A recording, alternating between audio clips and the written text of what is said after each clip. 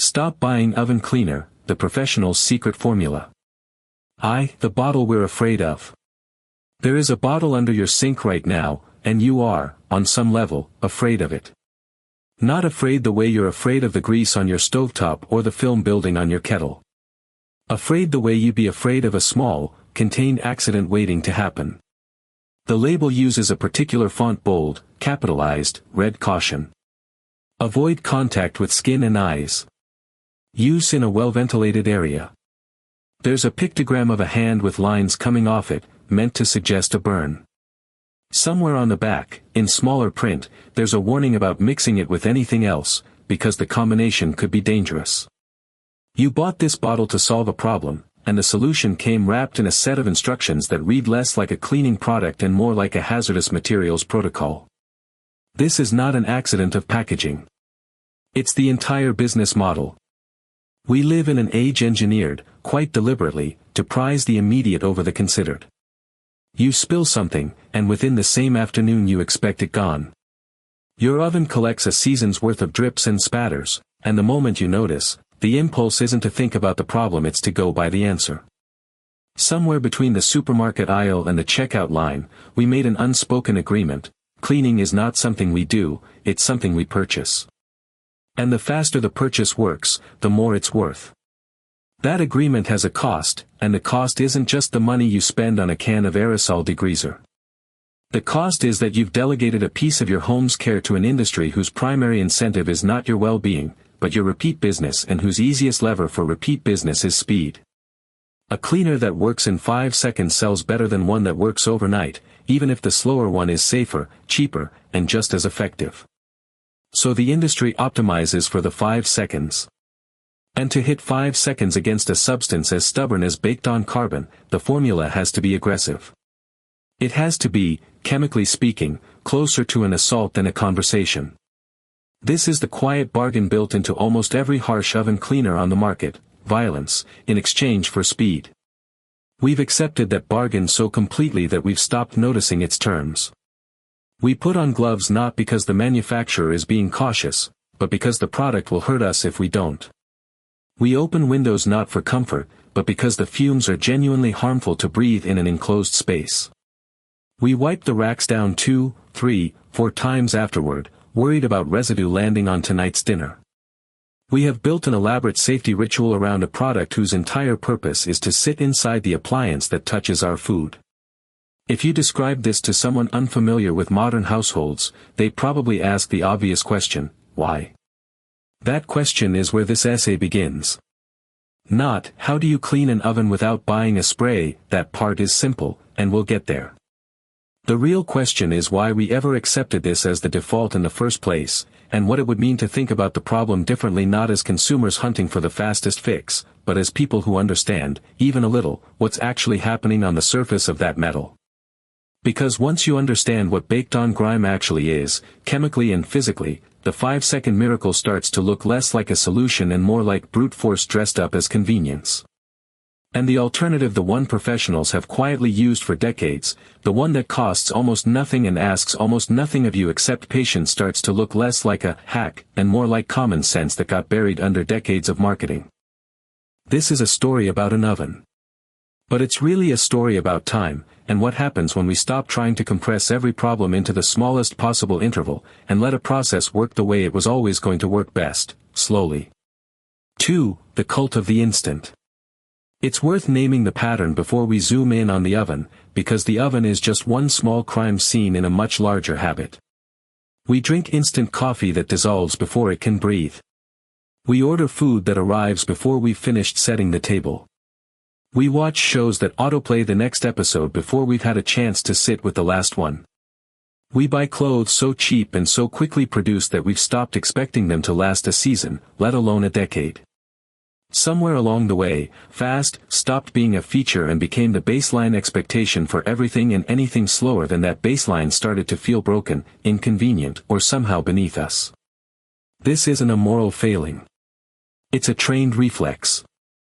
Every app on your phone, every checkout process, every customer service chat window has been optimized, by very smart people, to minimize the time between your desire and its satisfaction. That optimization is often genuinely useful. Nobody is arguing for slower ambulances or laggier emergency services. But the same instinct that makes same-day delivery feel like a triumph of civilization has quietly colonized areas of life where speed was never actually the point. Cleaning is one of those areas. So, arguably, is cooking a proper stew, raising a garden, building a friendship, or learning an instrument. And it's not a coincidence that all of these have their own countercultures now: slow food, slow travel, slow fashion. There's a reason slow had to become a marketing category in the first place. It's because the default had drifted so far toward instant that patience needed to be relabeled as a lifestyle choice, rather than simply how most tasks used to get done. The trouble with applying instant logic to a problem like baked-on oven grime is that the problem itself doesn't care about your schedule. Carbonized fat bonded to enamel through a chemical process that took weeks or months to build up is not going to surrender to 5 seconds of contact with an aerosol, no matter how threatening the warning label sounds. What the aerosol actually does, in most cases, is not so much dissolve the grime instantly as begin a chemical process that continues working after you've wiped the surface. That 5 minutes and wiped clean instructions on the can are often quietly optimistic, and the genuinely stubborn spots require a second or third application anyway. The speed is, in part, theater. We're sold urgency, and in exchange, we accept toxicity, because urgency and gentleness are hard to package together. There is a better trade available, but it requires accepting something our instant culture has trained us to resist, that some problems are solved by getting out of the way and letting a slower process run its course. That's not a failure of the method. It's the method. The rest of this piece is about what that actually looks like, not as a vague wellness platitude, but as real, specific chemistry, real history, and a real, repeatable process you can start tonight, using things already in your kitchen. 3. The oven paradox. Of every appliance in the modern kitchen, the oven occupies a strange psychological position. It's often the most expensive single object in the room. It's frequently the centerpiece, the thing showcased in the listing photos when a house goes up for sale, the thing homeowners research for months before buying. And yet it is, by a wide margin, the appliance people are most likely to neglect, avoid, and quietly dread opening. Think about your own habits for a second. You probably wipe your counters daily. You run your dishwasher every night or two. You mop, you vacuum, you scrub the bathroom on some kind of recurring schedule, even if it's not a strict one. But the oven, the appliance that reaches 400 degrees, that browns your Sunday roast, that you rely on constantly, often goes months, sometimes longer than a year, between real cleanings.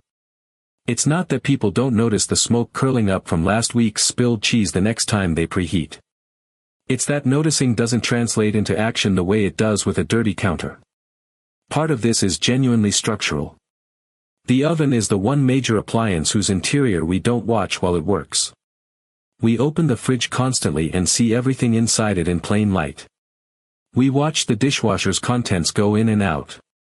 But the oven's interior lives behind a closed, often lightly tinted glass door, heated to a temperature that makes casual inspection unpleasant, tucked at counter height or below where you have to crouch and use a flashlight to really see the back wall. Out of sight very literally becomes out of mind. But there's a second, more psychological layer to the avoidance, and it's the layer that matters more for this essay. Ovens have been marketed to us as intimidating to clean. Every warning label, every wear gloves, every ventilate the room, every horror story about self-cleaning cycles filling a kitchen with smoke, all of it has quietly taught us that opening the oven with cleaning intent is opening a can of trouble. So we put it off. Not because we're lazy, but because the entire category of oven cleaning has been coded, culturally, as a bigger, scarier task than it needs to be. This creates a vicious cycle. The longer you avoid it, the worse the buildup gets, and the worse the buildup gets, the more intimidating the task becomes, and the more intimidating it becomes, the more you avoid it. Eventually the smoke alarm chirps during a dinner party, or a guest asks what's burning, and the avoidance collapses into a stressful, last-minute scramble, which is usually the exact moment someone runs out to buy the most aggressive-looking product on the shelf, because crisis mode decision-making favors whatever promises the fastest result. It doesn't have to work this way. If cleaning the oven were reframed as something closer to changing your car's oil or descaling your kettle, a mundane, low-drama, low-effort maintenance task done on a predictable rhythm, rather than a rare, dreaded deep clean event, most of this anxiety would simply dissolve. And the method that makes that reframing possible is exactly the one at the center of this essay, a process so gentle and so passive that it removes almost all the friction that makes people avoid the task in the first place. 4. Two minds, the consumer and the engineer. There are, broadly, two ways to approach a dirty oven, and they lead to very different shelves in the supermarket. The first is the consumer mindset. This is the default most of us default to, not out of ignorance, but because it's the path of least resistance in a culture built around purchasing solutions. The consumer mindset asks, what product exists that claims to fix this? It scans labels for words like power, blast, instant, professional strength. It trusts marketing claims roughly in proportion to how confident and aggressive they sound. It treats the underlying problem baked on grime as a black box, something to be defeated, rather than understood. The second is what we might call the engineer's mindset, though you don't need an engineering degree to adopt it. This mindset asks a different question entirely: what, physically, is this substance, and what conditions would cause it to let go of the surface it's stuck to? It's less interested in the marketing on the bottle and more interested in the material on the oven wall. It treats the problem not as an enemy to be blasted, but as a puzzle to be solved, usually by finding the specific, unglamorous condition, a temperature, a chemical environment, a duration, under which the bond between grime and metal naturally weakens. The engineer's mindset is, frankly, less exciting to advertise. This substance will slowly and passively loosen the molecular bonds holding grease to your oven's interior over an 8-hour period, doesn't fit on a bottle, and it definitely doesn't sell as well as blasts away baked-on grime in seconds. But it happens to be true, cheap, safe, and this is the part that surprises people, often more effective, because it doesn't rely on brute chemical force to do in 5 minutes what would naturally and completely happen given 8 hours and the right environment. This shift in mindset is really the whole argument of this essay, distilled. Professionals, the people who clean commercial kitchen equipment for a living, who maintain restaurant-grade ranges and industrial ovens on a schedule, who don't have the luxury of replacing appliances every time buildup gets bad, don't reach first for the most aggressive spray on the shelf. They reach for methods built around understanding the material they're dealing with. They know that carbonized fat is chemically vulnerable to an alkaline environment given enough time, the same way a locksmith knows a particular pin arrangement is vulnerable to a particular technique. It's not a secret in the conspiratorial sense. It's just knowledge that doesn't have a marketing budget behind it. Adopting the engineer's mindset for something as small as an oven turns out to be a useful practice well beyond the kitchen. It's the difference between reacting to a problem with whatever's loudest and most confidently marketed, and pausing long enough to ask what's actually happening, physically, in front of you. That pause is small. It costs nothing. And as we're about to see, it's the entire secret behind the professional's formula promised in the title of this piece. The secret professionals actually use, dwell time. If there's one genuine secret in this essay, the thing that actually justifies the word professional's formula, in the title, it's a concept called dwell time, sometimes called contact time. In industrial and commercial cleaning, dwell time refers to the length of time a cleaning agent needs to remain in contact with a surface before it has actually done its chemical work. It's a concept baked into professional training in restaurant sanitation, hospital housekeeping, and industrial degreasing, and it's almost entirely absent from consumer marketing, for an obvious reason: dwell time is, definitionally, the opposite of instant. Here's the part that surprises most people: many commercial-grade degreasers, the same ones used in restaurant kitchens, aren't actually applied and immediately wiped away. They're sprayed on, and then the surface is left alone, often for 10, 20, even 60 minutes before anyone touches it with a cloth or scrubber. The chemical isn't a magic eraser. It's a slow solvent, given time to do what solvents do: penetrate, loosen, and break down bonds between a residue and a surface. The wiping at the end isn't the cleaning step. It's the removal step, for a job the chemical has already quietly finished. Consumer products have to hide this. If a bottle told you honestly, apply and wait 45 minutes, most shoppers would assume the product doesn't work, because we've been trained to associate effectiveness with speed. So consumer formulas are often built to be more aggressive, literally more corrosive, specifically so they can compress that 45-minute dwell time into something closer to 5, at the cost of being harsher on your skin, your lungs, and the surface itself. The professional's real secret, then, isn't a rare ingredient. It's a rare patience. Give a comparatively gentle, comparatively safe chemical enough dwell time, and it can do the same job as a harsh one working fast, sometimes a better job, because slow chemical action tends to be more thorough and less likely to leave streaking or residue behind. This is precisely the logic behind letting a baking soda paste sit on your oven's interior overnight instead of scrubbing at it for 20 exhausting minutes with a stiff brush. You're not being lazy by walking away. You're applying dwell time, the same principle a commercial kitchen's cleaning crew relies on every single night, just stretched from tens of minutes to a full 8 or 10 hours, because you're using a milder alkaline agent than a professional strength degreaser and need to compensate with a longer window. There's a useful mental model here. Think of grime not as dirt sitting on top of a surface, waiting to be wiped away, but as something more like a stain that has to be chemically unbonded before it can be lifted. A wet paper towel removes dirt. Dwell time removes bonds. Once you start seeing cleaning problems this way, is this a surface dirt problem or a bonded residue problem, you start reaching for very different solutions, almost instinctively, and you stop expecting every problem to yield to 5 seconds of elbow grease. 6. What grime actually is. To understand why dwell time matters so much for an oven specifically, it helps to understand what's actually accumulating on that interior wall, because grime is doing a lot of vague work as a word, and the specifics matter.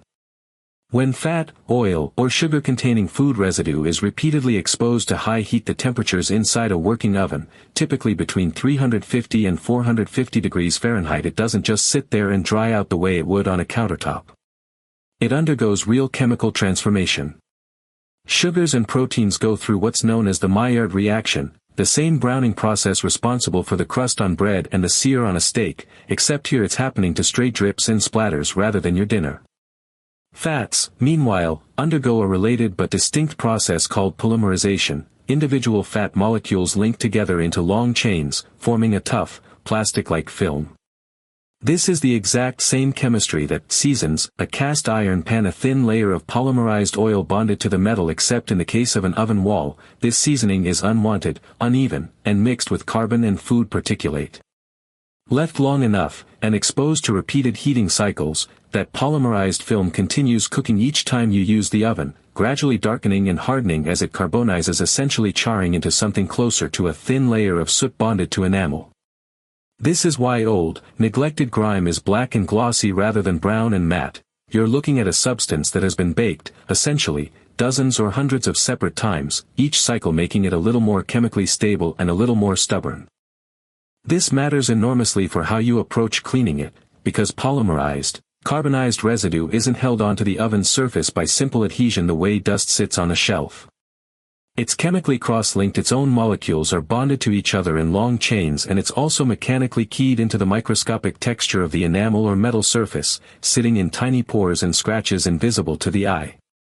Scrubbing alone fights both of these bonds directly, which is exhausting and often only partially effective, because you're relying on raw mechanical force to break chemical bonds it wasn't really designed to break. This is also why a purely acidic approach, straight vinegar, for instance, with nothing else, tends to underperform on baked-on oven grime specifically, even though vinegar is a wonderful cleaner for other jobs. Acids excel at dissolving mineral deposits, limescale, hard water spots, rust. But they're not particularly good at breaking down polymerized fat, because that reaction runs in essentially the opposite chemical direction.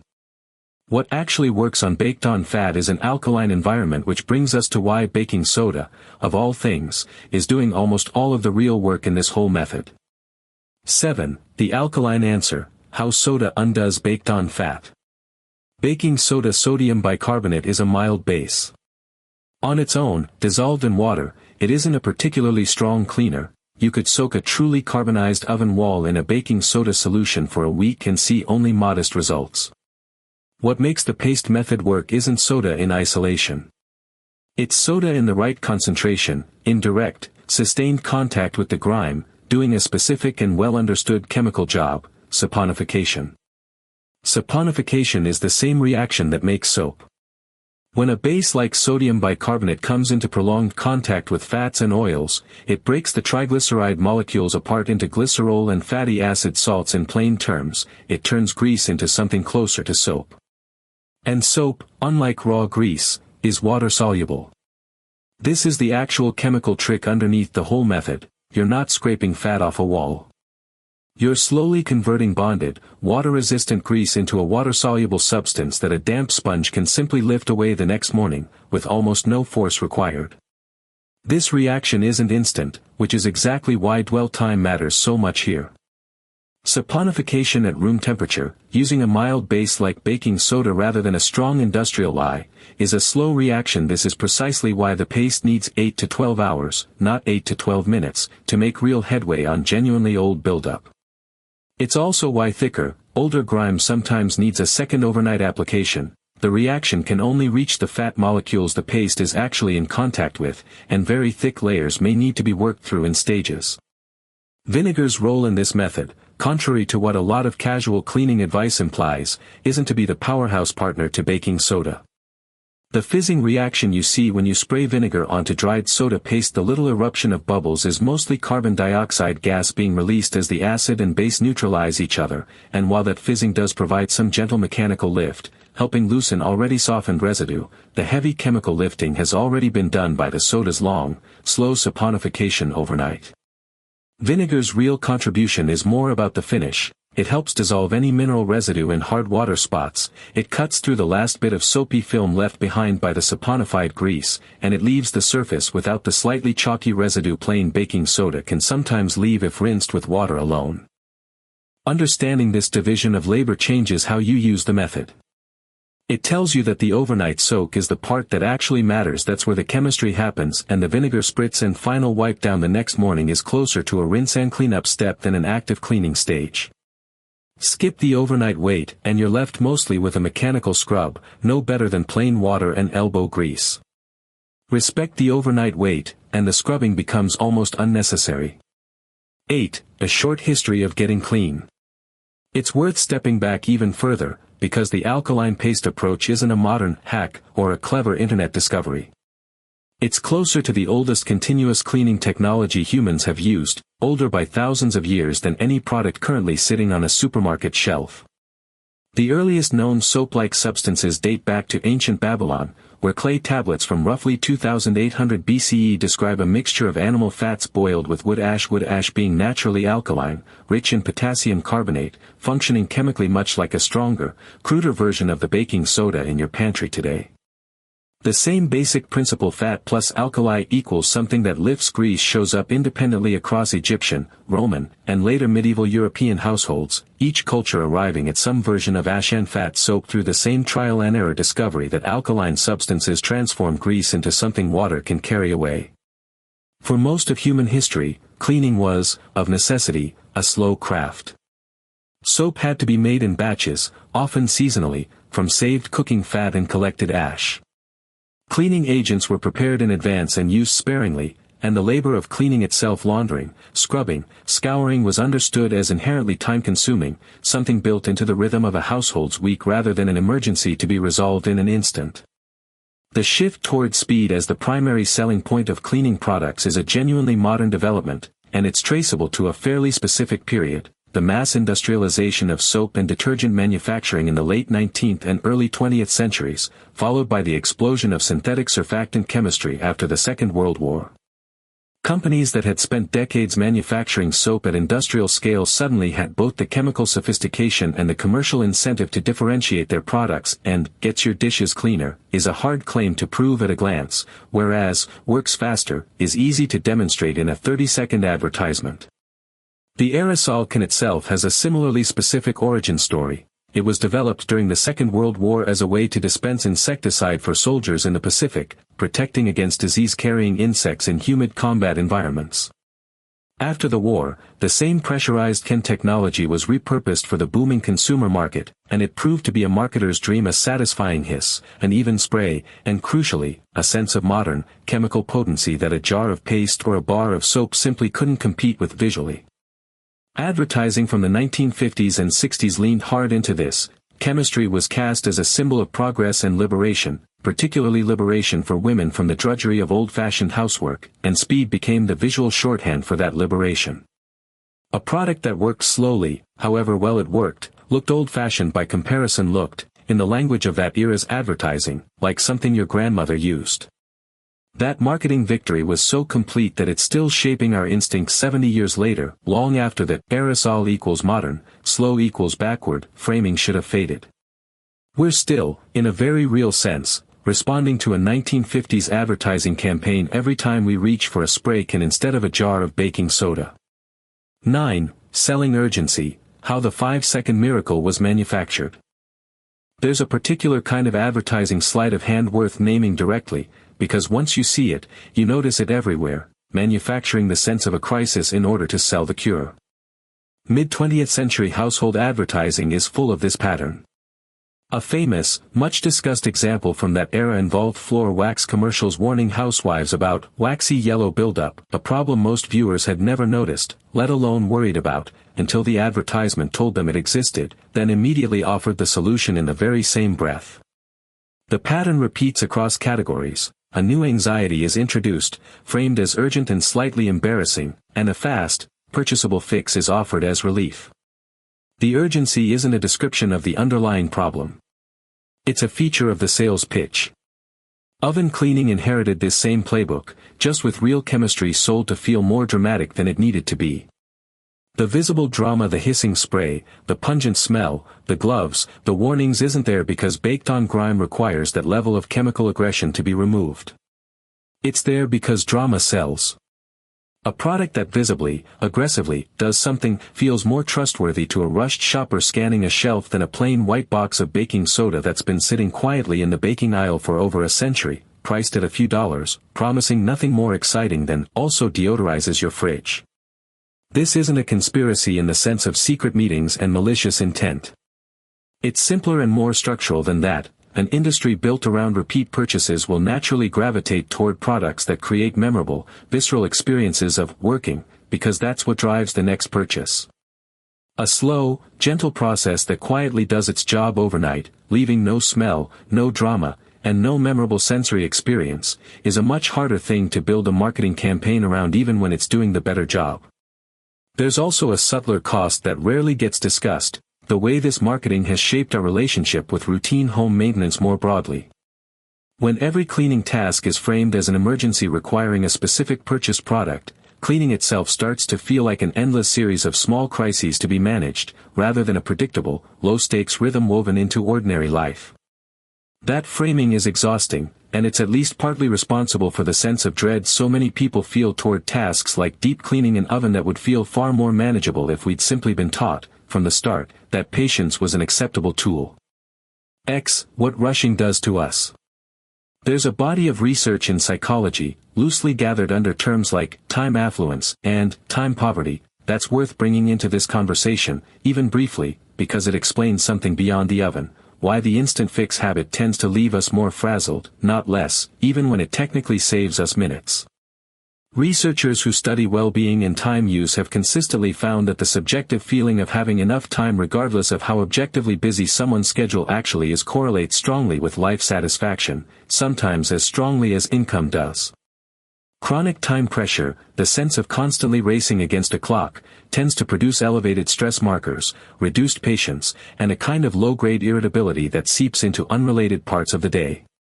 There's an older, more colloquial term for an extreme version of this pattern: hurry sickness, coined by cardiologists studying stress-related heart disease decades ago, describing people who feel a persistent, low-level urgency about virtually everything, including tasks that have no real deadline at all.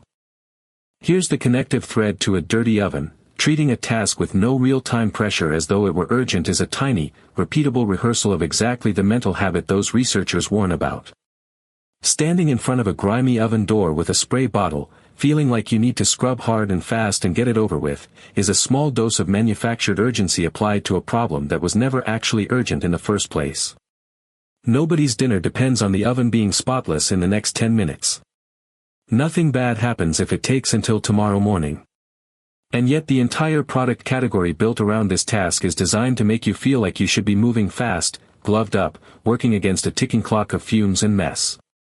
Reframing a chore as a slow, low-effort process. Apply, walk away, forget about it, return the next morning does something small but genuinely useful. It removes one more artificial deadline from your day. It's a tiny practice in letting a process take the time it takes, rather than forcing it into a rushed, effortful window, because that's what we've been trained to expect from getting something done. Some people who've written about slow living and mindful home routines describe this specific kind of task: start it, walk away, come back later to a finished result as quietly restorative, precisely because it asks nothing of your attention in the moment beyond the 2 or 3 minutes of setup. You're not multitasking your way through a stressful scrub. You're doing something once, briefly, and trusting it. None of this is to claim that switching your oven cleaner will meaningfully change your stress levels on its own.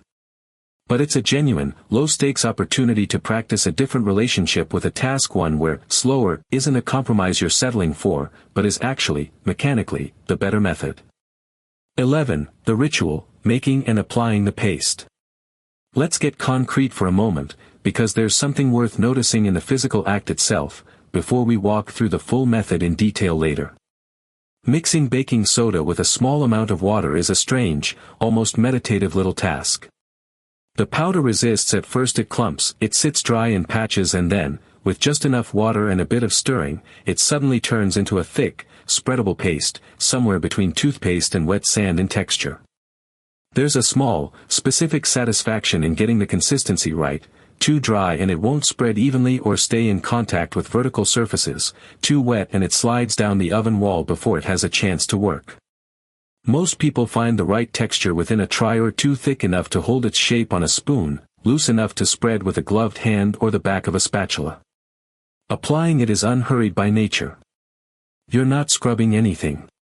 You're essentially frosting a cake, spreading a generous, even layer across the interior surfaces, paying particular attention to the corners, the base, and any visibly blackened patches, working the paste slightly into the texture of stubborn spots rather than just laying it on top. It takes a few minutes, no more, and it asks for exactly zero force. There's a kind of care in this that's different from the adrenaline of aggressive scrubbing, closer to the deliberate, unrushed motion of painting a wall or kneading bread than to the effortful churn of cleaning, as we usually picture it. Then, and this is the part that trips people up the first time, because it feels almost too easy, you stop.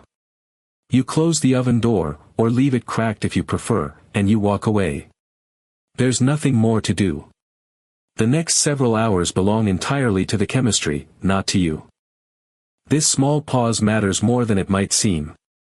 In a culture that treats unfinished tasks as a kind of low-grade guilt, the dish left in the sink, the load of laundry sitting in the washer, there's something quietly countercultural about deliberately leaving a task in an unfinished, paste-covered state overnight, fully trusting that the process is working exactly as intended even though nothing visible is happening. You're not being lazy. You're doing the single most effective, most professional-grade thing available to you, giving the reaction the time it needs. 12. The overnight surrender. The waiting period is, in its own small way, the emotional center of this whole method, and it deserves more attention than the two-line, "let's sit overnight," instruction usually gets in a typical recipe. There's a specific kind of discomfort in walking away from a visibly messy, paste-smeared oven and going to bed with it still open, or shut but obviously not clean, in any conventional sense. Our instinct, trained by decades of instant results culture, is to interpret "still messy" as not working. We're used to cleaning products that show immediate visual feedback: foam appearing, grime visibly loosening under a sponge, and the paste method offers none of that in the moment. You apply it, it looks like a slightly ridiculous gray-white smear across your oven, and then, nothing appears to happen. 4 hours. But something is happening, at a scale too slow and too small to see. Millions of individual triglyceride molecules are being broken apart by the mild base sitting in direct contact with them, hour after hour, converting stubborn fat into water-soluble soap, one molecule at a time. It's not a visual process. It's a patient, invisible one, closer to fermentation or composting than to scrubbing processes we've collectively learned to trust precisely because we can't rush them, and because tampering with them partway through, checking on them too often, tends to interfere rather than help. This is, in a small way, a practice in letting go of control over a process you can't see and can't speed up. We're not naturally comfortable with that. Most of us check on things we're worried about. We open the oven door partway through, we peek, we poke at the paste to see if it's working. But the honest answer is that checking accomplishes nothing except reassuring your own anxiety. The chemistry proceeds at the same rate whether you're watching it or asleep in the next room. The only thing required of you during this stage is absence. There's a useful parallel in bread making, for anyone who's tried it. The long, slow rise of a properly proofed dough can't be hurried by kneading it more or checking it more often. You mix it, you shape it, and then you leave, trusting yeast and time and temperature to do work that your hands physically cannot do faster no matter how skilled you are. The oven paste works on the same principle, just in reverse. Instead of building something up, it's slowly, invisibly, taking something apart.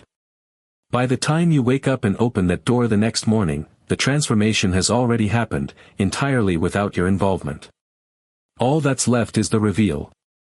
13. The morning reveal. Open the door the next morning, and the difference from a rushed, same-day scrub is immediately obvious, even before you touch anything. Grime that would have required real effort the night before, the kind of scrubbing that leaves your shoulder sore and your patience thin, now looks different. It's often visibly darker where the paste sat directly on top of it, softened at the edges, sometimes lifting slightly on its own where the layer beneath has fully turned to soap. A damp sponge, dragged across the surface with almost no downward pressure, picks up what used to require real force. Stubborn, deeply carbonized patches that would have resisted an aggressive spray entirely often come away with nothing more than a slightly firmer wipe, occasionally with the gentle assistance of a plastic scraper for the very worst spots. There's a particular quality to this kind of result that's worth naming, because it's genuinely different from the satisfaction of watching an aerosol foam up and instantly cut through grease. This is not an instant payoff, it's a delayed one, and delayed payoffs tend to feel more earned, in a way that's psychologically distinct from the quicker hit of instant gratification. You didn't watch it happen. You trusted a process, walked away, and returned to find the work essentially done for you. That's a different emotional experience than standing over a spray and wipe cleaner, actively fighting the grime in real time, and for a lot of people who try this method once, it's the thing that actually converts them, more than any argument about chemistry or safety. It simply feels better to clean this way. The final wipe down, vinegar spritzed over any remaining residue, a clean damp cloth to remove the last of the paste takes only a few minutes. There's no lingering chemical smell to air out, no need to run the oven empty at a high temperature to burn off fumes before cooking in it again, no anxious double and triple wiping to make sure nothing toxic is left behind on a surface that's about to touch your food. You close the door, and the appliance is simply, quietly, ready to use. 14. The same logic, applied everywhere. Once this shift in thinking clicks, chemistry over force, dwell time over speed, the right environment over raw aggression, it turns out to apply well beyond the oven. Most of the stubborn cleaning problems in a home respond to the same underlying question: what specific condition would cause this residue to naturally release its grip, given enough time? Cast iron pans are a close cousin to the oven problem, and the same alkaline logic applies, though gently and briefly rather than overnight. Cast iron seasoning is a polymerized oil layer you generally want to preserve, not strip. A quick simmer of water in the pan, followed by a light scrub, handles daily cooking residue without harsh soap. But if a pan has genuinely gone neglected and needs a deeper reset, a paste of baking soda left for 20 to 30 minutes, far shorter than the overnight oven treatment. Since you're not trying to strip through a lifetime of buildup, just lift recent stuck-on food. Works on the same saponification principle, followed immediately by drying and a light reoiling to protect the surface. Stovetop grates and drip pans, which suffer from the same baked-on, polymerized fat problem as an oven interior, respond extremely well to a full submersion version of the same method: a large basin or even a bathtub, filled with hot water, a generous amount of baking soda, and a squirt of dish soap, left to soak for several hours or overnight. The combination of heat, alkalinity, and time does almost all the work. Grates that look permanently blackened often come out needing only a light wipe. Showerheads and kettles, interestingly, need the opposite approach, which is a useful reminder that natural isn't a single method, it's a principle that has to be matched to the actual chemistry of the problem. Lime scale, the chalky white buildup from hard water, is a mineral deposit, not a polymerized fat, and minerals dissolve in acid, not alkali. A showerhead soaked in undiluted white vinegar for an hour, or a kettle run through a cycle with a vinegar and water solution left to sit before rinsing, dissolves calcium and magnesium carbonate deposits far more effectively than any amount of baking soda would. The lesson here isn't vinegar good, soda good, as a blanket rule. It's identify what the substance actually is, then choose the chemistry suited to it, which is precisely the engineer's mindset from earlier in this piece, just applied to a different appliance. Tarnished silver offers one of the more visually satisfying demonstrations of patient chemistry, a sheet of aluminum foil lining a bowl, hot water, a spoonful of baking soda, and the silver submerged so it touches the foil. What happens next is a genuine electrochemical reaction. The tarnish, silver sulfide, transfers off the silver and onto the aluminum through an ion exchange, visible within minutes as a faint sulfur smell and a change in the foil's surface. No scrubbing, no polish, no abrasive paste, just the right chemical conditions, briefly maintained. Grout lines, often treated with harsh, specialized grout cleaners, respond well to the same baking soda paste, sometimes boosted with a little hydrogen peroxide for a mild bleaching effect on stains, left to sit for 15 to 20 minutes before a stiff brush finishes the job again, patience substituting for force, this time on a much shorter timescale appropriate to a thinner, less chemically stable layer of grime than an oven's. The common thread across every one of these examples is the same: identify what the residue actually is, choose the chemistry that specifically undoes that kind of bond, and then give it the time that reaction actually needs rather than the time your patients would prefer to give it. Once you start looking at your home's stubborn cleaning problems this way, which spray should I buy, stops being the first question, and, what is this, chemically, and what naturally weakens it, becomes the more useful one. 15. The complete method full walkthrough. With all of that as context, here's the full method in one place, detailed enough to follow start to finish. What you'll need: baking soda, sodium bicarbonate, roughly half a cup to a full cup depending on your oven's size and how heavily soiled it is. Warm water, just enough to form a spreadable paste. A bowl for mixing. A spatula, old spoon, or gloved hand for application. White vinegar in a spray bottle. A non-abrasive sponge or cloth. A plastic scraper or old gift card for stubborn spots, never metal, which can scratch enamel or protective coatings. Optional, a lemon, for a finishing deodorizing step. Step 1. Prepare the surface. Remove the racks and set them aside, they'll get their own soak, described below. If there's loose debris or large food particles on the oven floor, brush or vacuum these out first. There's no reason to make the paste work through crumbs it doesn't need to dissolve. Step 2. Mix the paste. In your bowl, combine baking soda with just enough warm water to form a thick, spreadable consistency. Think along the lines of a dense frosting, not a thin liquid. Add water gradually. It's much easier to loosen a too thick paste than to thicken one that's gone too runny. Step 3. Apply generously.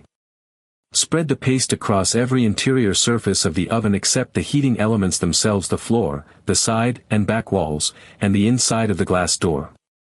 Focus extra thickness on the most heavily blackened or carbonized patches. A thin layer works on light residue, but genuinely old buildup benefits from a noticeably thicker application. Sometimes work gently into the texture of the grime with your fingers or the back of the spatula. Step 4. Wait. Close the door and leave it for a minimum of 8 hours. Overnight is the natural rhythm for most households, but if your oven is exceptionally neglected, extending this to 12 or even 24 hours does no harm and often improves results on the very worst spots. Step 5. Spray with vinegar. The next day, lightly mist the dried, slightly caked paste with white vinegar from your spray bottle. You'll see a gentle fizzing reaction. This is mostly carbon dioxide from the acid-base neutralization, and it helps loosen the last of the residue. Step 6. Wipe clean. Using a damp sponge or cloth, wipe the paste away, rinsing and re-wetting as needed. Most of it will come away easily, For any spots that resist, use the plastic scraper with gentle pressure rather than scrubbing harder with the sponge, which mainly just tires out your arm. Step 7. Final rinse. Go over the entire interior once more with a clean, plain damp cloth to remove any last trace of soda residue, which can otherwise leave a faint white film once the oven dries. For the racks, while the oven interior is soaking overnight, submerge the racks in a bathtub or a large basin filled with hot water, a generous scoop of baking soda, and a squirt of dish soap. Let them soak the same 8+ hours. The buildup on racks, being similarly polymerized and carbonized, responds to the identical chemistry. A non-abrasive scrub brush the next morning typically finishes the job with minimal effort. For the glass door, if it's especially sooty on the inside, a damp towel laid directly on the glass for 10 to 15 minutes before applying the paste helps. The trapped steam softens the residue further, giving the baking soda paste less resistance to work through overnight. A few notes on safety and compatibility. Always let the oven cool completely before starting. Never apply this method to a warm or hot oven. Check your manufacturer's guidance before using this on ovens with a self-cleaning function. Some manufacturers advise against additional cleaning products on the specialized coatings used in those models, in which case the self-clean cycle alone, run periodically, may be the intended method. Avoid applying the paste directly onto exposed heating elements. And if your oven has any bare, unfinished metal parts, some racks or trim pieces, a quick rinse and dry immediately after cleaning prevents any risk of surface staining from prolonged moisture contact. For exceptionally old, thick buildup, don't expect a single overnight treatment to fully resolve years of accumulated carbon in one pass. It's entirely normal, and far better for the surface, to repeat the process over 2 or 3 consecutive nights, each pass removing another layer, rather than trying to force a single application to do a decade's worth of work. This is patience applied twice, which is still patience, and still far gentler than compensating with an aggressive scouring pad or a second aerosol treatment. 16. Common questions, answered. Doesn't this just move the effort from tonight to tomorrow morning? Not really. The effort itself is dramatically smaller. The setup takes about 5 minutes, mixing and spreading a paste. The morning wipe down, thanks to the overnight chemistry, typically takes another 5 to 10 minutes with minimal pressure. Compare that to 20 or 30 minutes of active, arm-tiring scrubbing with a harsh spray, which is the realistic time commitment most people report for a genuinely dirty oven using conventional products, plus the added time of airing out the kitchen afterward. Is this really as effective as a store-bought cleaner? For the vast majority of residential ovens, the kind that see a spilled pie filling here, an overflowing casserole there, yes, and often more thoroughly, because the slow reaction has time to work into every corner rather than relying on a rushed wipe. For truly extreme, years neglected buildup, it may take 2 or 3 overnight passes rather than one to fully match what an aggressive commercial degreaser would strip in a single harsh application. But even then, most people find the trade-off, a couple of extra nights versus a genuinely toxic fume exposure, an easy one to make. Won't the oven smell like vinegar afterward? Barely, and only briefly. Vinegar scent dissipates quickly once it dries, especially with the oven door left open for 10 or 15 minutes after the final wipe down. If you'd like the interior to smell actively pleasant rather than neutral, the lemon steam step mentioned earlier. Have lemons on a low tray, warmed gently in the oven for 20 to 30 minutes, leaves a light citrus scent that fades naturally within a day. Is baking soda safe to use around food contact surfaces? Yes, it's classified as food safe and is, in fact, an ingredient in countless recipes. This is part of the appeal. There's no need for the elaborate multi-wipe, well-ventilated safety ritual that comes with harsher commercial degreasers, because there's no genuinely hazardous residue to worry about in the first place. What if I don't have a full evening or morning to spare for the wait? The method is flexible around your schedule, not the other way around. Apply it whenever convenient, and leave it as long as your schedule allows, whether that's overnight, over a workday while you're out of the house, or over a full weekend if you're tackling a particularly neglected oven. There's no upper limit on dwell time that causes harm. Longer simply means more thorough. Can I use this on a stainless steel oven interior? Baking soda paste is generally safe on stainless steel interiors, though it's worth doing a small test patch first and avoiding abrasive scrubbing tools, which can dull the finish over repeated use. A soft cloth or non-scratch sponge is sufficient given how much of the real work is done chemically rather than mechanically. 17. Building a rhythm, from crisis to maintenance. Most of the dread associated with oven cleaning doesn't actually come from the cleaning itself, it comes from the scale of the job, and the scale of the job is almost entirely a function of how long you waited before doing anything about it. An oven cleaned every 4 to 6 weeks, on a light, predictable rhythm, never accumulates the kind of thick, carbonized, multi-layered buildup that makes the task feel dreadful in the first place. A quick pass of thin paste applied to the handful of spots that have picked up new splatters since the last round, left overnight, wiped clean the next morning takes only a few minutes of active effort. It's barely distinguishable from any other small household habit, like wiping down the bathroom sink or emptying the dish rack. The reason most people never experience oven cleaning this way is that the instant fix culture we discussed earlier doesn't just change how we clean, it changes when we clean. If cleaning is framed as a dramatic, occasional event, requiring a special purchased product and a chunk of dedicated time, it naturally gets pushed to the back of the to-do list, saved for a rainy weekend that keeps not arriving. Build-up compounds. A rhythm never gets established. And by the time the task finally gets done, it's a genuinely big job, which reinforces the very belief that made you avoid it for months in the first place, that oven cleaning is a big, unpleasant undertaking. Breaking this cycle isn't about willpower. It's about lowering the activation energy of the task low enough that it stops requiring willpower at all. This is, incidentally, a well-documented principle in behavioral psychology more broadly. Habits form far more reliably when the barrier to starting is small, regardless of how much total effort the habit eventually requires. A 5-minute paste application, done on a fixed night the same evening you already take out the recycling, say asks almost nothing of you in the moment, and that low barrier is exactly what makes it sustainable in a way that a dreaded, occasional deep clean never quite manages to be. There's a practical version of this worth spelling out. Pick a recurring night. The first Sunday of the month is a common choice, timed loosely around a weekly kitchen reset, and treat the paste application as a 2-minute task tacked onto whatever else you're already doing in the kitchen that evening.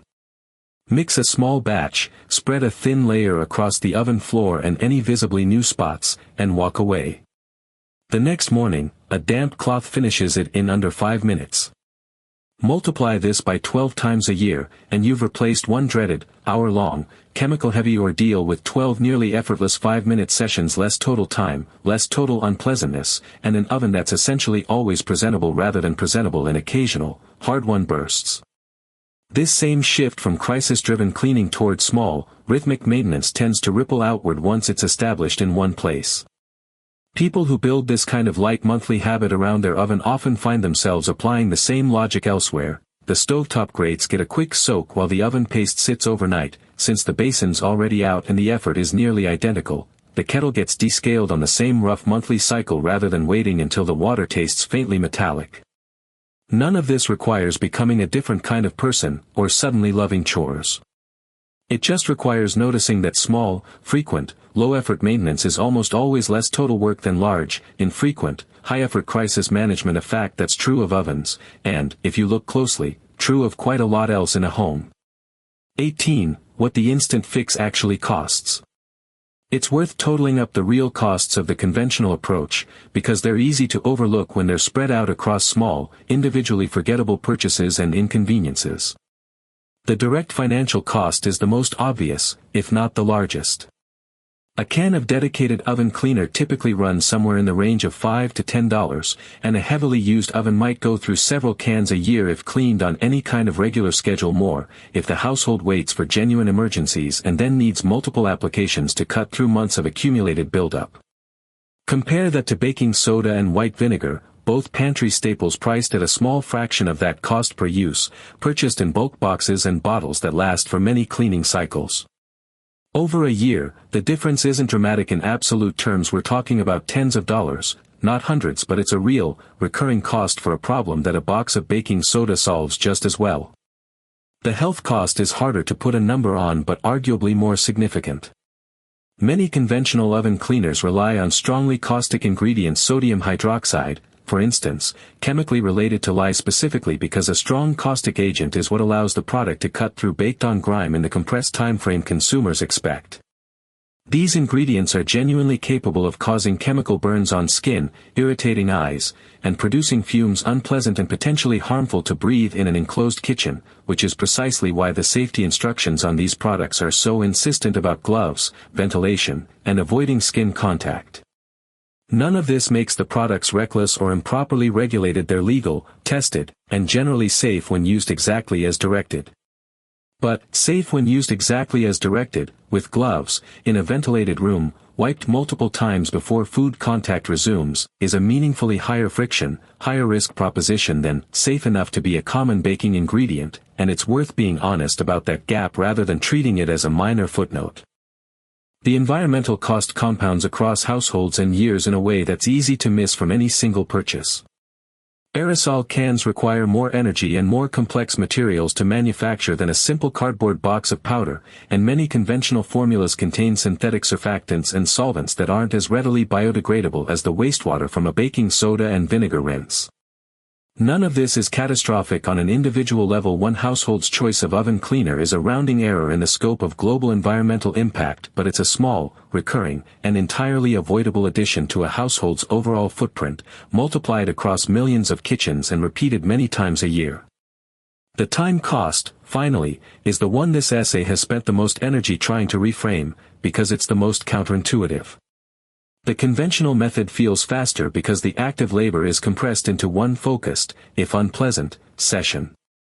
But if you count the setup, the ventilation, the actual scrubbing, the multiple wipe-downs to remove chemical residue, and for many people the psychological tax of dreading the whole ordeal enough to put it off for months, the total time and mental energy invested often exceeds the paced method's few minutes of setup and few minutes of cleanup, spread across a night you were going to sleep through anyway. None of these costs, taken individually, are enormous. But taken together, spread across a year, multiplied across the many small decisions a household makes about how to maintain itself, they add up to something worth noticing, a real, if modest, price paid for the sake of a speed that turns out, on close inspection, to be more theatrical than necessary. 19. Why we doubt slow methods. There's a strange bias worth acknowledging directly, because a fair number of people reading this far will still, on some level, doubt that baking soda can really compete with a purpose-built commercial degreaser, and that doubt is worth taking seriously rather than dismissing. Part of it is a well-documented psychological pattern sometimes called the price-quality heuristic. In the absence of other information, people tend to assume more expensive, more specialized, more aggressively marketed products are more effective, simply because the price and packaging signal effort and expertise on the manufacturer's part. A $5 box of baking soda, packaged plainly, sold primarily as a baking ingredient and secondarily as a deodorizer, doesn't carry the same signals of specialized potency as a can with hazard warnings and a bold, confident name like Professional Strength Oven Blast.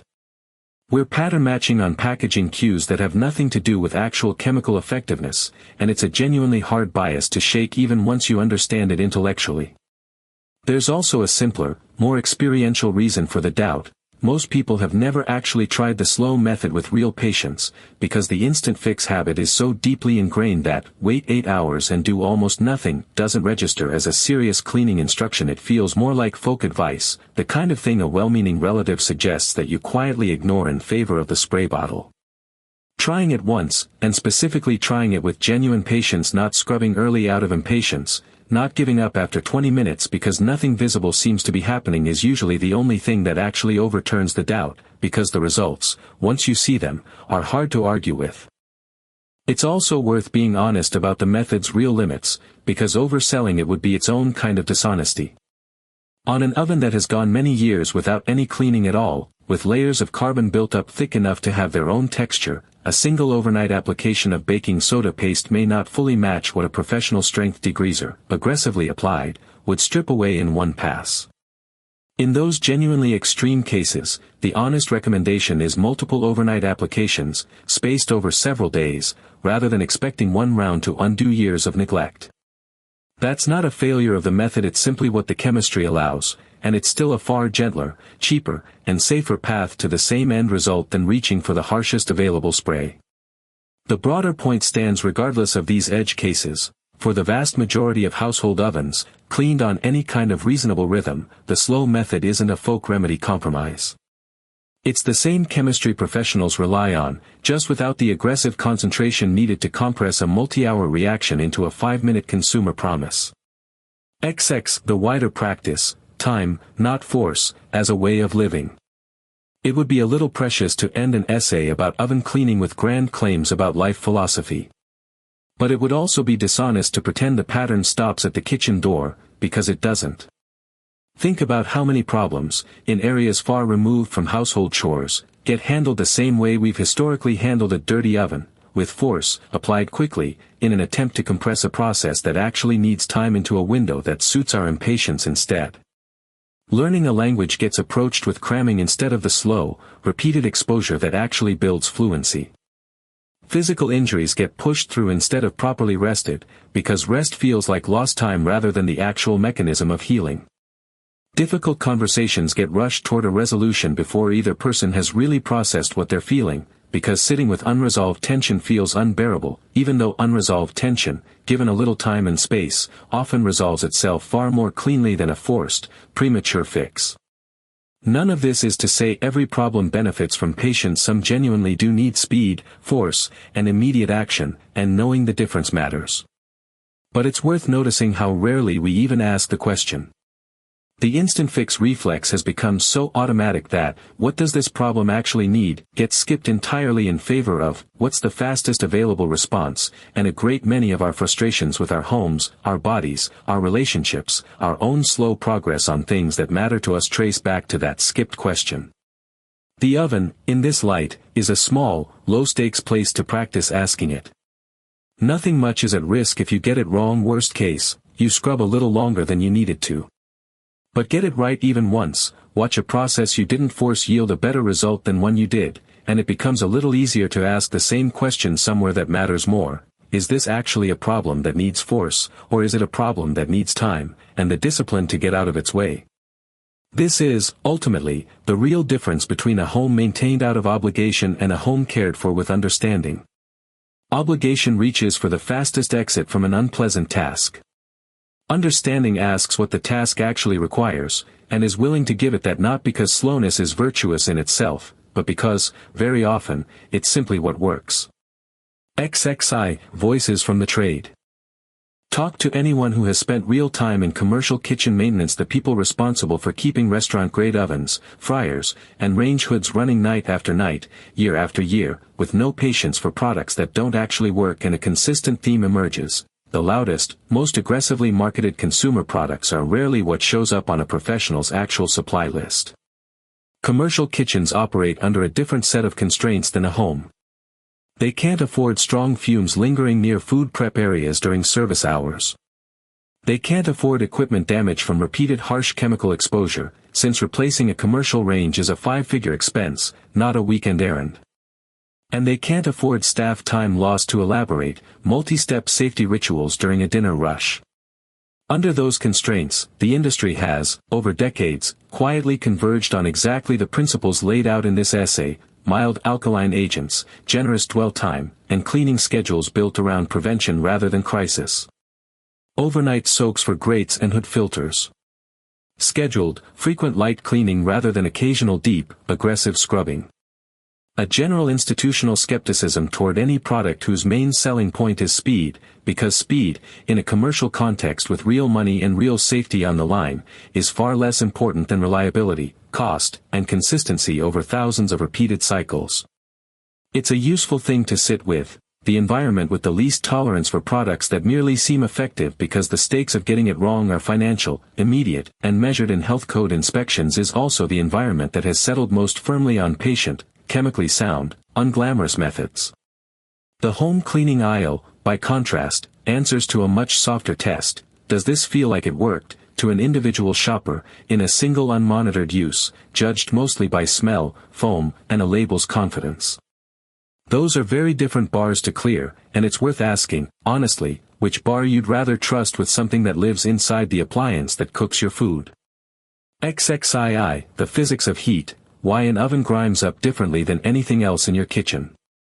It's worth pausing on a question we've mostly taken for granted so far: why does an oven, specifically, produce this uniquely stubborn kind of grime, when a stovetop or a countertop, exposed to the same spilled sauces and stray oil, doesn't grime up in quite the same way? The answer is enclosure and repetition. A stovetop burner reaches high heat directly under a pan, but the surrounding surface, the area most spills land on, rarely holds that heat for long, and it's exposed to open air, which lets a lot of the volatile compounds in a spill simply evaporate away before they can fully polymerize. An oven, by contrast, is a sealed box. When something drips onto the floor of a hot oven, it's not just briefly touched by heat, it's held inside an enclosed, superheated environment, often for the full remaining duration of whatever's cooking, sometimes well over an hour, with nowhere for the reaction to go but forward. That single exposure alone is usually enough to convert a fresh spill into a polymerized film rather than just a dried stain. Then it happens again. And again. Every subsequent use of the oven reheats that same spot, whether or not anything new lands directly on it, because the entire interior climbs to cooking temperature every time you turn the dial. A stain from a lasagna that overflowed in October might get reheated, and further carbonized, dozens of times between then and the following spring, each cycle deepening the char slightly, the way a single log left in a low, repeatedly stoked fire eventually turns fully to charcoal rather than just scorching once and stopping. This is the real reason old oven grime develops that glossy, black, almost ceramic-like quality that fresh spills never have strayed out of the oven. It's not one cooking event, it's the cumulative record of every cooking event since the last cleaning, each one baking the last one in a little further. This also explains something that puzzles a lot of people the first time they notice it: why a relatively small, seemingly minor spill can turn into a disproportionately large, stubborn stain over time. It's not that the spill itself was large. It's that a small amount of fat or sugar, repeatedly reheated to several hundred degrees over the course of many separate cooking sessions, behaves chemically like a much larger, more concentrated deposit, cooked and recooked far past the point any food on your plate ever reaches, into a genuinely different physical substance than what originally dripped down. Understanding this repetition effect reframes the whole cleaning problem usefully. It's not really about removing a spill. It's about undoing the cumulative product of dozens of small, repeated heating cycles, which is exactly why a fast, single-pass chemical attack is fighting an uphill battle, and why a slow, thorough reaction given time to work all the way through a deposit that took months to build, rather than seconds, tends to be the more naturally suited approach. XCI, common mistakes people make with this method. Like any technique, this one has a handful of predictable failure points, almost always traceable back to the same root cause: reintroducing urgency into a process specifically designed not to need it. Making the paste too thin. A runny paste slides down vertical oven walls before it has a chance to stay in sustained contact with the grime, pooling uselessly at the bottom rather than working where it's needed. The fix is simple: add baking soda gradually to a small amount of water, rather than water to a large amount of soda, until you reach a consistency thick enough to hold its shape on an upside-down spoon. Not waiting long enough. This is, by a wide margin, the most common reason people try the method once, get lukewarm results, and conclude it doesn't really work. An hour or two of dwell time is simply not enough for the saponification reaction to make meaningful progress on genuinely baked-on residue. This is a process measured in many hours, not minutes, and shortcutting the weight undermines the entire mechanism the method depends on. Scrubbing too early, too hard. Related to the above, checking on the paste after an hour, finding it hasn't visibly transformed the grime yet, and responding by scrubbing harder rather than simply waiting longer. The paste is doing chemical work invisibly. Aggressive early scrubbing mostly just tires you out and can scratch the enamel, without meaningfully speeding up a reaction that runs on its own internal clock. Applying it to a warm oven. Beyond the obvious burn risk, applying paste to residual heat causes the water in the mixture to evaporate far faster than intended, often drying the paste into a hard, cracked crust within an hour rather than letting it remain a workable, moist paste for the full dwell period. Moisture matters for the reaction, and a prematurely dried out paste stalls out well short of full effectiveness. Using metal scrapers or abrasive scouring pads. Even after a successful overnight soak, some people reach for a metal scraper or steel wool on stubborn remaining spots out of habit, which can scratch enamel, porcelain, or protective coating surfaces that the chemical method was specifically supposed to spare you from damaging. A plastic scraper, used with light pressure, handles anything the sponge alone can't. Skipping the racks. It's easy to focus entirely on the visible interior walls and forget that oven racks accumulate the exact same baked-on residue, often worse, since they sit closer to whatever's cooking. Leaving them out of the process means finishing a beautifully clean oven interior only to slide 2 heavily soiled racks straight back in. Expecting one pass to undo years of neglect. As mentioned earlier, this is less a mistake than a miscalibrated expectation, but it's worth repeating, because it's the single most common source of disappointment. A decade of baked-on carbon didn't form in one night, and it's unreasonable, even under ideal chemistry, to expect it to fully disappear in one either. Multiple overnight passes, spaced across several days, is the honest, expected path for truly extreme cases. Every one of these mistakes shares the same underlying shape, an attempt, conscious or not, to compress the process back down toward the instant gratification timeline we're all trained to expect. Recognizing that impulse when it shows up, the urge to check early, scrub harder, or declare the method a failure after one rushed attempt is really the last piece of the whole technique. ZIV, self-cleaning ovens and the pyrolytic alternative. A reasonable question at this point: if your oven has a self-clean button, does any of this even apply to you? Sometimes, and it's worth understanding why. Most self-cleaning ovens use one of two distinct technologies, and they work on entirely different principles than the paste method described throughout this essay. Pyrolytic self-cleaning, the more common type in modern ovens, works by heating the empty interior to an extreme temperature, often around 900 degrees Fahrenheit, held for 2 to 4 hours. At that temperature, baked-on residue doesn't saponify or dissolve, it incinerates, converting directly into a fine gray ash that can simply be wiped away once the cycle finishes and the oven has cooled.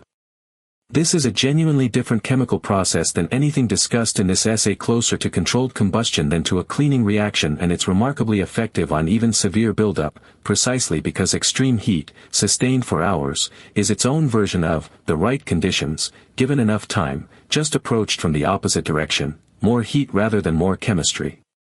The trade-offs are real, though, and worth knowing. Pyrolytic cycles consume a significant amount of electricity, given the sustained extreme temperature. They can produce noticeable smoke and odor, particularly the first few times a new oven runs the cycle, and manufacturers commonly advise removing pets from the vicinity, birds especially, whose respiratory systems are highly sensitive to the fumes released by the specialized coatings on some interior linings during pyrolytic cycles. And the extreme heat, run repeatedly over a unit's lifetime, is a genuine source of long-term wear on interior seals and components. Catalytic self-cleaning, a less common alternative, uses special textured liner panels coated with a catalyst that continuously breaks down light grease splatters during normal cooking, rather than through a dedicated cleaning cycle. These liners handle ongoing light residue reasonably well but don't address heavy spills or the smooth, non-catalytic surfaces elsewhere in the oven, meaning most catalytic ovens still need some form of manual cleaning for the floor, door, and any non-liner surfaces. Here's where the paste method still earns a place even in a self-cleaning oven. Manufacturers frequently advise against using additional chemical cleaners on the specialized coatings or gaskets involved in either self-cleaning system, which rules out most conventional aerosol sprays. Baking soda paste, being mild and free of harsh solvents, is generally considered safe to use on the non-catalytic coated portions of these ovens for spot cleaning between self-clean cycles. Always worth confirming against your specific model's manual, making it a useful complement rather than a replacement, a quick paste treatment for everyday spills, with the occasional pyrolytic cycle reserved for a deeper reset a few times a year. XXV, what conservators can teach us about patience. There's an unexpected parallel worth drawing, from a field about as far removed from home cleaning as it's possible to get, art and artifact conservation. Museum conservators tasked with cleaning centuries-old paintings, stone sculptures, and metal artifacts operate under a constraint far stricter than anything in a home kitchen. The surface underneath the grime is often irreplaceable, meaning any method with even a small risk of damage is simply off the table, no matter how effective or fast it might be. Under that constraint, the field has, over generations, converged overwhelmingly on slow, patient techniques rather than fast, aggressive ones. One of the most common tools in a conservator's kit is something called a poultice, a paste, often built around an absorbent material combined with a mild solvent or cleaning agent, applied directly to a stained or soiled surface and then left in place, sometimes for many hours, occasionally for days, covered to slow evaporation and extend the contact time. The poultice works precisely on the dwell time principle discussed throughout this essay. A gentle agent, given generous, sustained contact with a stubborn residue, gradually draws it out or breaks it down, without ever requiring the kind of aggressive mechanical force that might damage a fragile, priceless surface underneath. It's a small but telling detail that the field with the least room for error, working on surfaces where a mistake can be permanent and irreversible, doesn't reach for the fastest available chemistry. It reaches for the most patient chemistry it can find, and simply gives that chemistry the time it needs. Speed, in conservation, isn't treated as a virtue at all. It's treated, correctly, as a risk, because fast, aggressive methods are almost always the ones capable of doing damage that a slower, gentler method simply cannot. Your oven isn't a Renaissance fresco, and a scratch in the enamel isn't the same kind of loss as damage to an irreplaceable artifact. But the underlying principle transfers cleanly, the same logic that protects a conservator's most delicate work: patience over force, dwell time over speed. A method matched to the material rather than to the clock is available to you, for free, the next time you're standing in front of a grimy oven door deciding which approach to trust. XXVA, reading the label differently, a broader consumer practice. Once you've gone through the exercise of actually understanding what's happening, chemically, inside your oven rather than simply trusting whatever a label promises, it's hard not to start looking at the rest of the cleaning aisle with the same slightly more skeptical, slightly more curious eye. Most cleaning products fall into a small number of genuine chemical categories, no matter how differently they're branded: acids, for dissolving mineral scale and rust; bases, for breaking down fats, oils, and proteins; surfactants, for lifting general dirt and allowing it to rinse away in water; solvents, for cutting through specific classes of residue like wax or ink; and abrasives, for physically wearing away a surface layer. A staggering number of specialized, expensively branded products on a typical supermarket shelf are, underneath the packaging, some combination of these same few categories, often at a fraction of the concentration you'd get from buying the base ingredient directly, marked up considerably for the convenience of a pre-mixed formula and a confident label. This isn't an argument that every specialized product is a scam, or that you should throw out your entire cleaning cabinet in favor of 3 pantry staples. Some jobs genuinely benefit from a purpose-formulated product. Certain mold and mildew treatments, for instance, rely on specific antimicrobial agents that baking soda simply can't replicate, and some tasks involve materials sensitive enough that a carefully balanced, tested formula is worth the cost and the trust. The point isn't blanket suspicion. It's literacy, understanding roughly which category of chemistry a given problem calls for, so that you can evaluate a product's claims against what you actually know, rather than against how confidently the label is written. This kind of literacy pays off in ways beyond your oven. Drain clogs, for instance, are very often a combination of grease and hair. The same alkaline logic that undoes baked-on oven grime, given time, can loosen a grease-based clog far more safely than a bottle of concentrated drain cleaning acid, which is among the more genuinely hazardous products commonly kept under a kitchen sink. Bathroom soap scum is largely a combination of mineral deposits and fatty soap residue, meaning it often responds best to a 2-step approach: an acid pass for the mineral component, an alkaline pass for the fatty component, rather than a single all-purpose spray asked to do a chemically contradictory job all at once. None of this requires a chemistry degree. It requires the same habit this essay has been building around the oven specifically: pausing to ask what a residue actually is, before reaching for whatever's already under the sink or already familiar from advertising. There's a quiet form of independence in this. Every time you solve a household problem by understanding it, rather than by trusting a purchase promise, you take back a small piece of a decision that's usually made for you by a marketing department, a shelf placement, a familiar jingle from childhood. That's a small thing, in the scope of a life. But small things, repeated often enough across a home, tend to add up to something that feels a lot like competence, and competence, unlike a can of spray, doesn't run out and need replacing. XXVA, a small story. Picture, for a moment, an ordinary evening in an ordinary kitchen. No one you know, necessarily, but someone easy enough to recognize. It's a Thursday, and there's a faint burning smell every time the oven preheats, has been for weeks, the kind of smell everyone in the house has quietly agreed to ignore because dealing with it means an unpleasant hour with rubber gloves and an open window in the middle of winter. Tonight, though, there's a box of baking soda already open on the counter from an unrelated baking project, and a moment of curiosity: what if it's actually that simple? 10 minutes, start to finish. A bowl, some water, a paste the consistency of thick frosting, spread across a floor and walls that have clearly seen better years, no gloves needed, no smell beyond the faint mineral scent of the soda itself. The door closes. The kitchen light goes off. Nothing dramatic happens, because nothing dramatic is supposed to happen. That's the part that feels almost wrong, after years of associating, cleaning the oven, with hissing cans and stinging eyes.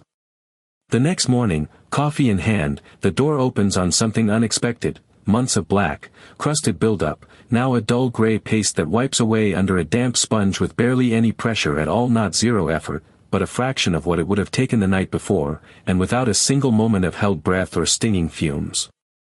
It takes maybe 5 minutes. There's a strange, small satisfaction in how undramatic it is.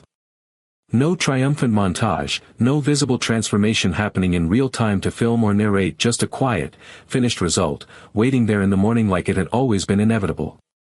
This is, in miniature, the whole argument of this essay, not that the method is a miracle, but that it's simply what actually happens when you let the right chemistry run for the length of time it needs, instead of demanding it happen in the 5 seconds an advertisement promised you.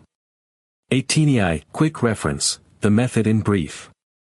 For anyone who wants the condensed version, stripped of all the history and philosophy, here it is, in full, on its own. Ingredients: baking soda, water, white vinegar, a bowl, a spray bottle, a non-abrasive sponge, a plastic scraper. The process, in 5 moves. Mix baking soda with a little water into a thick, spreadable paste. Spread it generously across the cool, empty oven's interior floor, walls, glass door avoiding the heating elements. Close the door and walk away for at least 8 hours, ideally overnight. The next day, mist the dried paste with white vinegar and let it fizz briefly. Wipe everything clean with a damp sponge, finishing with a clean rinse pass to remove any residue. For the racks, soak separately in a hot water, baking soda, and dish soap bath for the same 8+ hours, then scrub lightly and rinse. For stubborn, years-old buildup, repeat over 2 or 3 nights rather than expecting one pass to remove everything at once. For maintenance going forward, a light version of this same process, done monthly on a fixed schedule, keeps buildup from ever reaching the point where a big session is needed at all. That's the entire method. No specialized purchase, no ventilation ritual, no gloves required, no chemical burns to worry about, and with a consistent monthly rhythm, no more dreaded oven cleaning days at all, just a small, boring, 5-minute habit that quietly keeps one more corner of the kitchen in good order. Zix, the smell of clean, why scent fools us. There's one more manufactured signal worth naming before we close, because it might be the single most effective piece of marketing psychology in the entire cleaning products industry: the smell. Pine. Lemon. A sharp, chemical tang often described on packaging as fresh or just cleaned. None of these scents have any inherent connection to sanitation or effectiveness. A surface can be perfectly hygienic and completely odorless, and a surface can smell intensely of pine and still be covered in bacteria. A pine-scented spray was never actually formulated to kill. But somewhere across decades of advertising, we collectively learned to treat a specific cluster of sharp, synthetic scents as the smell of clean itself, to the point that many people report a room without that smell, even one that's been thoroughly, properly cleaned, as somehow not quite finished, not quite trustworthy, missing the final sensory confirmation that the job was done. This is a documented pattern in consumer psychology, sometimes discussed under the idea of sensory cues standing in for actual verification. Verifying that a surface is genuinely free of grease, bacteria, or residue requires equipment and testing most households don't have and would never bother with for routine chores. In the absence of real verification, we substitute a proxy, and scent, being immediate, vivid, and impossible to ignore, became the proxy of choice, reinforced relentlessly by decades of advertising that paired cleaning demonstrations with a lingering, deliberately noticeable fragrance. Once that association is built, it becomes almost circular. Products are formulated to include a strong scent specifically because consumers have been trained to expect one, and consumers expect one because products have reliably included it for their entire lives.